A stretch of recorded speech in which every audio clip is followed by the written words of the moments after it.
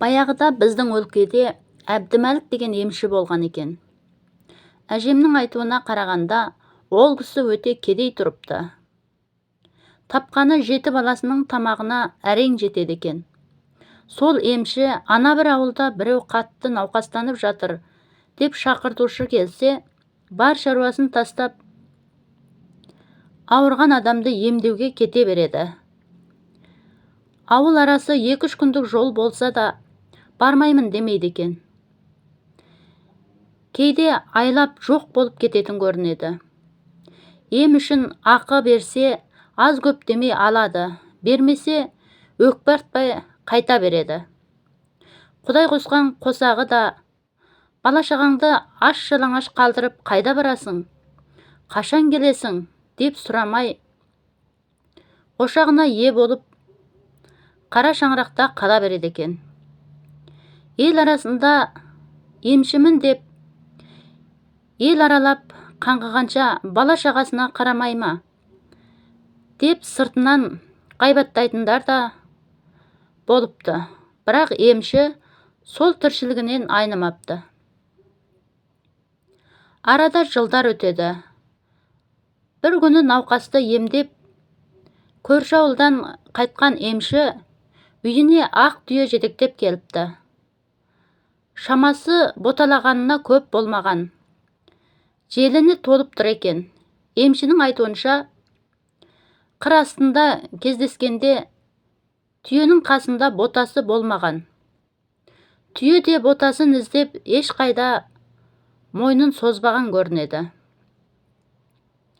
Маңайға көз жүгіртіп, ботасы көрінбеген соң, түйені үйіне әкелген көрінеді. Ауылдағылар мұны әр түрлі тұспалдапты. Біреулер байдың баласын ажалдан арашалап қалғаны үшін беріпті, десіпті. Тіпті бір жақтан ұрлап келіпті деушілерде табылған көрінеді. Бірақ емшіге ол түйені бай да бермеген, ол ұрлап та келмеген. Қыр астында ғайыптан кез болған екен. Құдайдың құдіретімен қанша рет сауса да, әлгі түйенің сүті сарқылмапты. Бала шағасымен қосылып ішіп тау салмапты. 4-ші күні көрші ауылда бір байдың баласы науқастанып, шабарман жіберіп емшіні алдырыпты. Емші байдың баласын 3 күн емдеп, науқасынан айықтырады. Бір күн қонақ етіп, риза болған бай емшіге бұзаулы сиыр береді. Емші үйіне келсе, түйе көрінбейді. Әйелінен сұраса, қайда кеткенін білмейміз. Таңертең тұрсақ, орнында тек бас жібі қалыпты, дейді. Күн кеш болып қалған соң, емші ертең іздеймін деп ойлайды. Сол түні емші түс көреді. Түсінде кеше ғана үйінен жоғалған ақ түйені мінген ақ сақалды қария кезігеді. Қария түйенің бас жібін қалдырдым.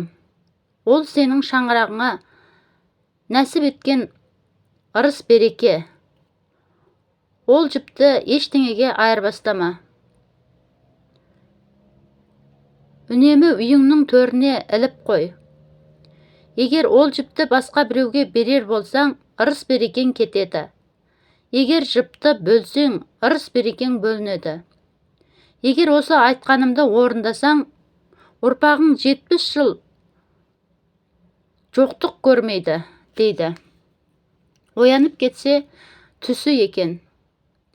Әйелінен түйенің бас жібін сұрайды. Түн ортасы болса да, қорада қазықта қалған жіпті әкеліп төрге іліп қояды.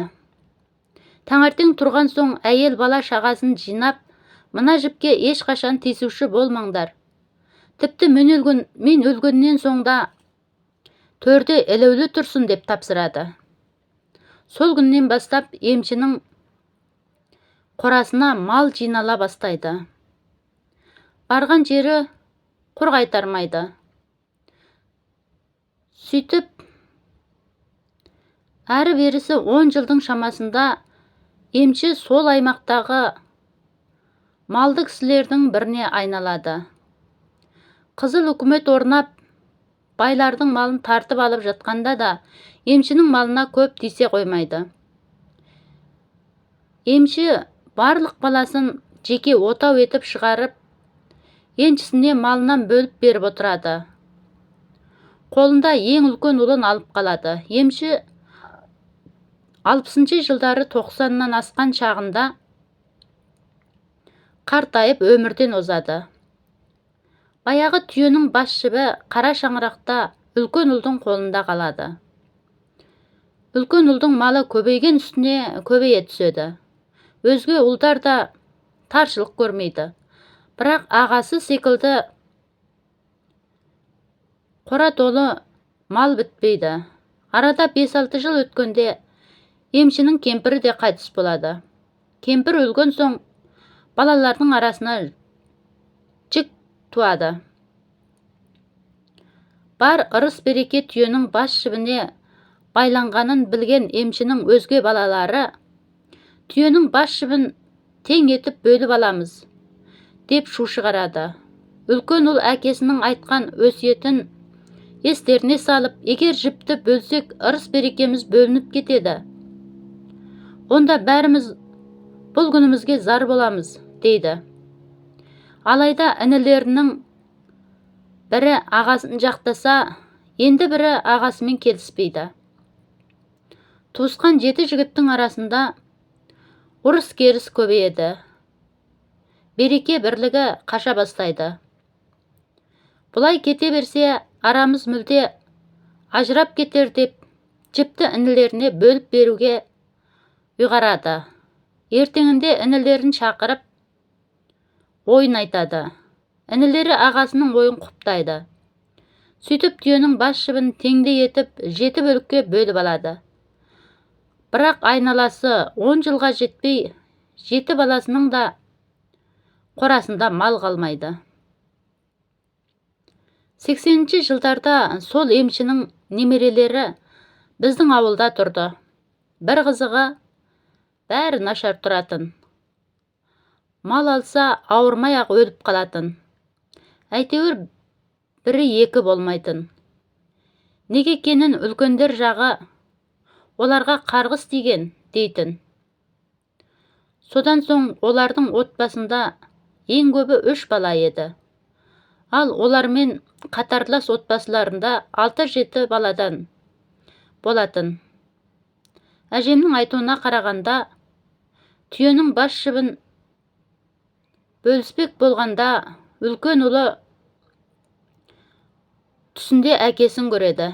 Әкесі жіпті бөлмеңдер дейді. Бірақ емшінің үлкен ұлы, түс көрдім, әкеміз жіпті бөлмеуді сұрады дегеніме бәрібір сенбейді. Жіпті өзіне алып қалу үшін ойдан шығарып отыр деп ойлайды деп інілеріне айтпаған. Сөйтіп әкесінің өсиетін тыңдамаған ұлдар қарғысқа ұшыраған дейтін әжем. Кім білген, бәлкім сол күні емшінің үлкен ұлы әкесі түсіне кіріп жіпті бөлмеуді сұрағанын айтса, інілері иланар ма еді?